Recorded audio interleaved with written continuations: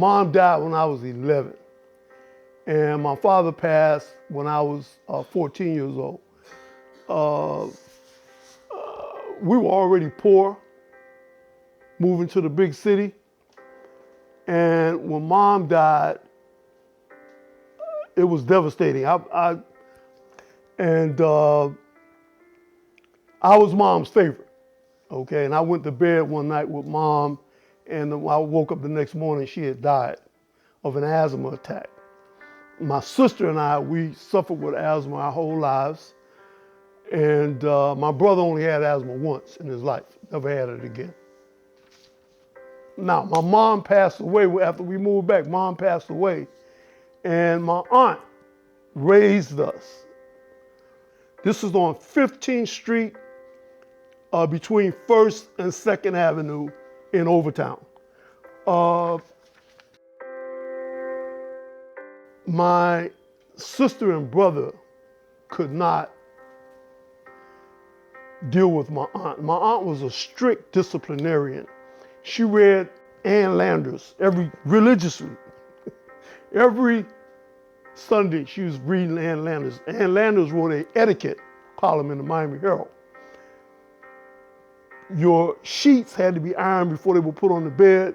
You had to have bedroom shoes in the house. If you had on your pajamas, you had your bathrobe on. Mother Helen, we affectionately called her. She had no kids, but she raised us after Mom died. Now, there was some gang activity in Overtown, which my brother, unfortunately, was a part of. A Street, that's the street where Greater Bethel Church is located, but on the west side of 3rd Avenue on 8th Street. That was the home of the 8th Street Bulldogs, okay? And north from 20th Street to about 23rd, 24th Street was the 20th Street Sharks. Now my brother, we lived on 10th Street. My brother was affiliated with the Bulldogs. His girlfriend, Yvonne Brown, lived on 21st Street. So he had to go into Shark territory to visit his girlfriend. And it was very dangerous.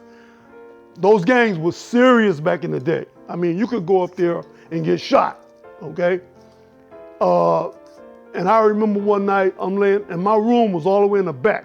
My brother and I shared a room in the rooming house, all the way in the back.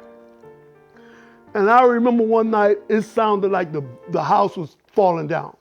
It was my brother who had run from 20th Street visiting his girlfriend, and them guys chased him all the way up to the front door. He almost bust the door down coming in the house that night in the upstairs part of the building. And the front door was a screen door, and then this very, very heavy, solid front door, wooden door. And once he got inside and slammed that door, all we could hear were footsteps of those guys going back down the stairs, and my brother escaped that attack.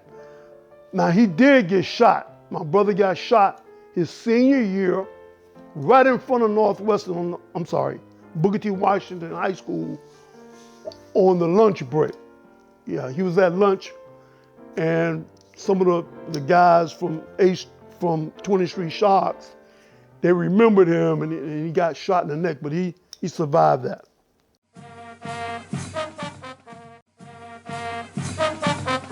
Overtown, classic parade. My God, man, that was, people would anticipate the coming of the classic parade for weeks. It was a major event in Overtown.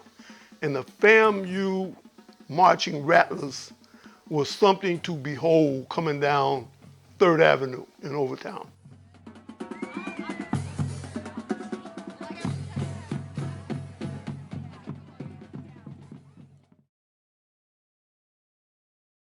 Let's talk Booker T. Washington High School.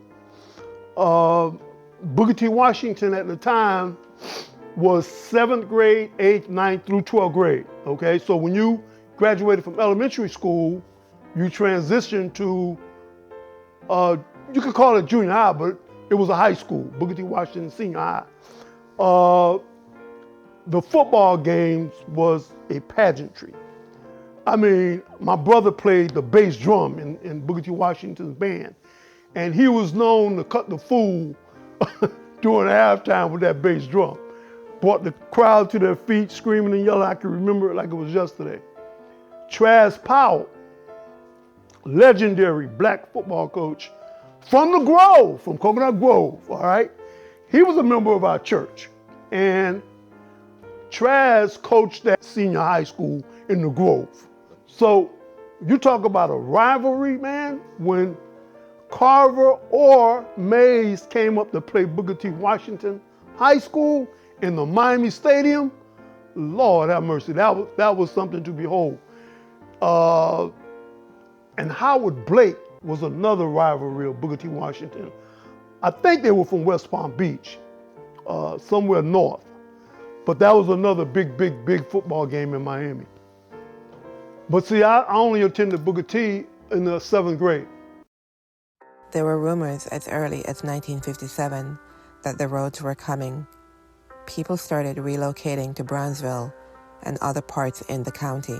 Now, when that project started, my family had moved out. We were on 42nd and 12th Avenue. And I can remember black folk just so unhappy because their homes that they've been living in for all these years, I'm talking generations, okay, were just being taken from them. And you know they did not get the financing that they should have gotten for those properties. You know, it just didn't happen, you know. For little or nothing, they took those people's homes and livelihoods and just turned them upside down. And we missed it by about 4 blocks. It would have affected us. And then when they built the airport expressway, we missed it by 2 blocks. So we were right in the middle of it, but it didn't affect our family like it affected many black. I had a lot of, especially kids that I was in school with. Yeah, it was devastating, man, for the black community in Miami.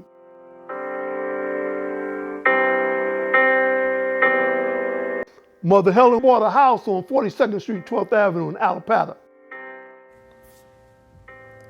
4 blocks to the north of Mother Helen's home was a black community of Railroad Shops Colored Edition. On August 4th, 1947, more than 100 black residents were evicted from their homes because their white neighbors wanted their land for a school and a park.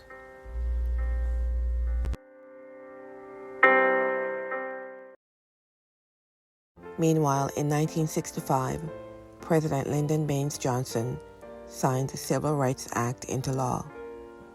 In attendance was Martin Luther King, who was one of the major advocates for this law.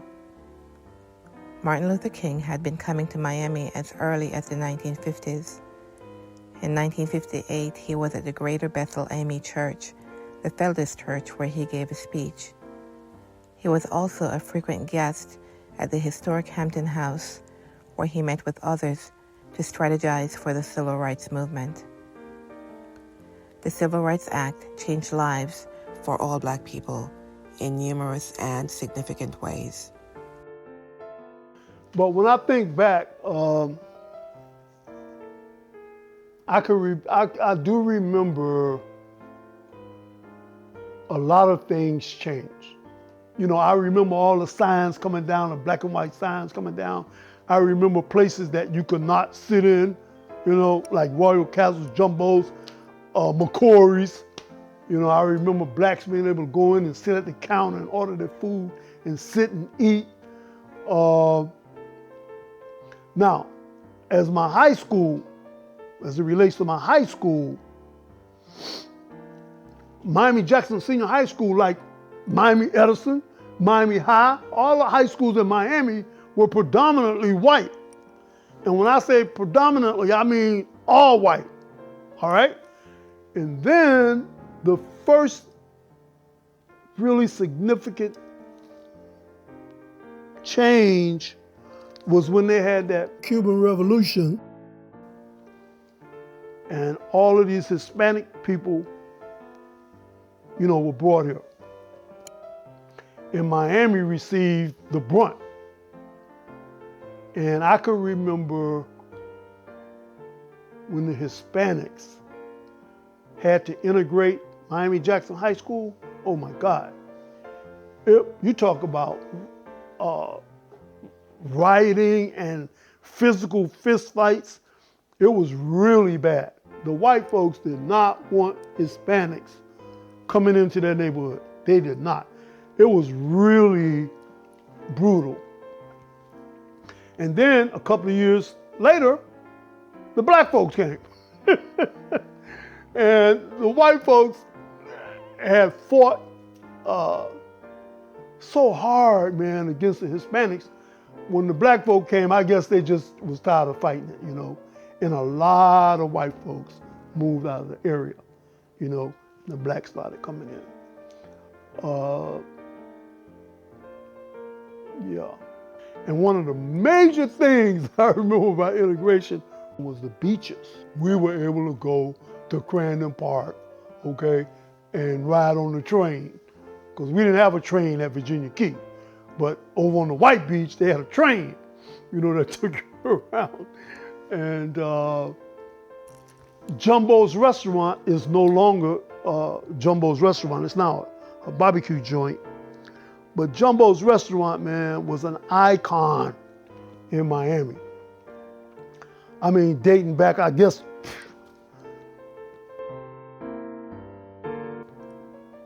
okay? And black folk could not sit in Jumbo's. There are black folk.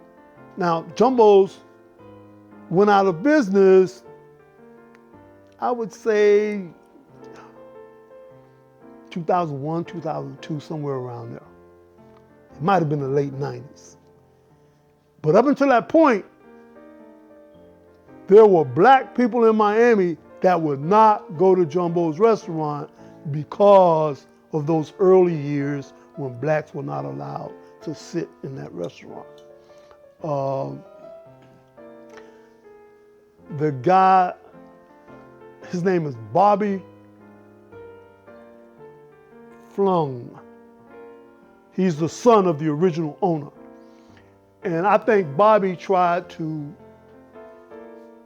create some things to make up for his father's prejudices. Because he organized all kinds of little sport scholarships and stuff for high school football players and for a lot of middle school sports organizations also in the black community. Yeah, his son really stepped up after his father died. So a lot of blacks would now come, but a lot of blacks never went to Jumbo's. In terms of integration, that's mainly things that I remember. Eric attended Alapata Middle School, where he continued to draw and excel in his classes.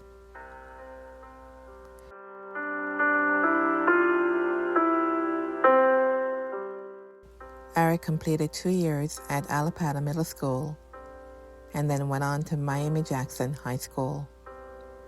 It was here he experienced another incident with racism. My football coach, after practice one day, sent me across the street to get him a pack of cigarettes. I'm walking across the street to get a pack of cigarettes, right across the street from the school. And I hear this voice, "Stop! Stop! Halt! Don't move!" I mean, I hadn't done anything, and I'm walking, and this voice was behind me, like in the distance, I didn't even turn around. And then all of a sudden, this white cop, jumped on my back, knocked me down into the pavement. didn't you hear me telling you not to move? Didn't you hear me telling you to stop? And he's just yelling at me, man, and screaming at me and telling me what I had done. Supposedly I had just robbed some store, whatever. And he didn't handcuff me, but he twisted my arm up into my back, and he walked me half a block over to a telephone pole that had one of these call phones on it for City Miami Police Department. And he's got me jacked up, and I mean, I was all scraped up from that plunge into the sidewalk. And he found out that they had already caught the person that did the robbery. So he hung up the phone, his whole demeanor changed, but he never apologized, you know? And when he cut me loose, and I went back and told my football coach, who was a white guy, legendary coach also in Miami, his name was Joe Brodsky, he was my high school football coach. Coach Brodsky jumped up out of his seat and sprinted across the street trying to find that officer. But my man was gone, he had fled the scene, you know?